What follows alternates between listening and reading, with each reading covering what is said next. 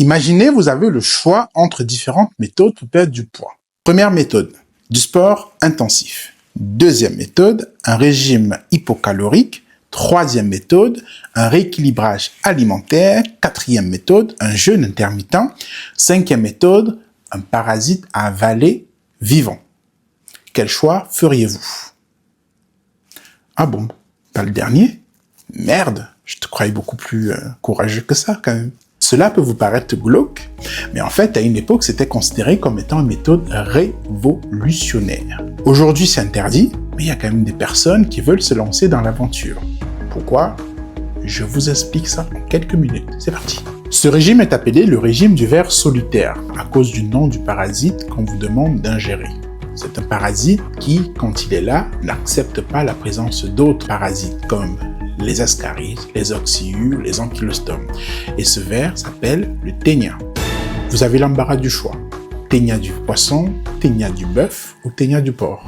Une fois le type de parasite choisi, vous devez ingérer les œufs de ce parasite en question, sous forme de gélules ou toute autre forme permettant l'ingestion facile de ces œufs, pour éviter que ce soit trop dégueulasse. Une fois arrivé dans votre tube digestif, les œufs se transforment en larves. Larves qui, pour grandir, a besoin de se nourrir. Elle se nourrit de quoi? De vos aliments que vous ingérez vous-même lors de vos repas. C'est ainsi que le ténia grandit, il mange une partie de votre bouffe et vous prenez le reste. Quelques mois plus tard, et non sans mal parce que vous en avez bavé pendant qu'il grandissait votre locataire qui ne paye pas de loyer, maux de ventre, nausées, diarrhée, vomissements, vous avez quelques kilos en moins. Il dénutrit. Parce que oui, le gars ne va pas choisir. Ouais, il a besoin d'un peu de vitamines, je lui en laisse un peu. Il a besoin de protéines, oh oui, je vais lui laisser un peu quelques protéines. Il n'en a rien à foutre, il bouffe tout ce qu'il peut. Il arrive en âge adulte, il a quelques mètres de longueur. Maintenant, le locataire indésirable, il faut l'extirper. Et c'est là que le film commence. Petit cours de parasitologie. Des infections à ténia, ça existe encore de nos jours. Quand on mange de la viande mal cuite ou crue, et qui est infestée par des œufs de ténia qui sont dans les muscles de l'animal en question.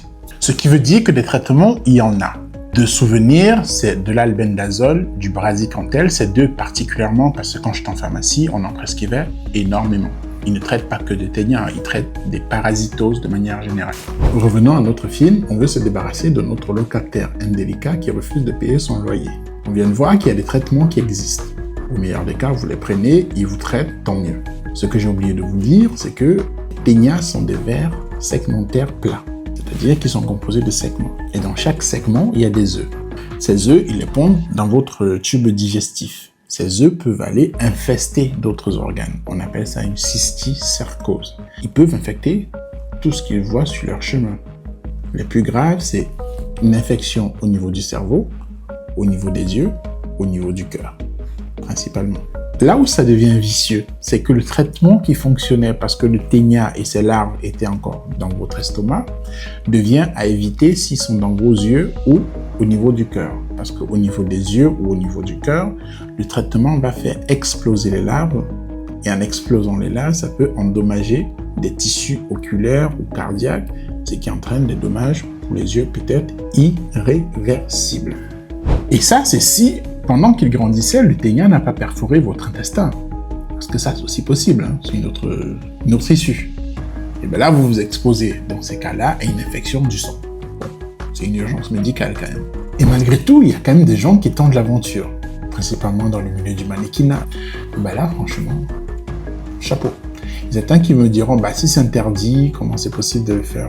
Bon, il y a des drogues qui sont interdites, mais c'est facile d'en acheter. Donc tu peux aussi trouver sur Internet des œufs de ténia. Où c'est fabriqué, bon, ça tu vois avec ta conscience. Mais ça existe. Après ça, t'es toujours tenté par un régime ténia ou pas? Non? Merde. Un peu de courage quand même. Allez, ciao.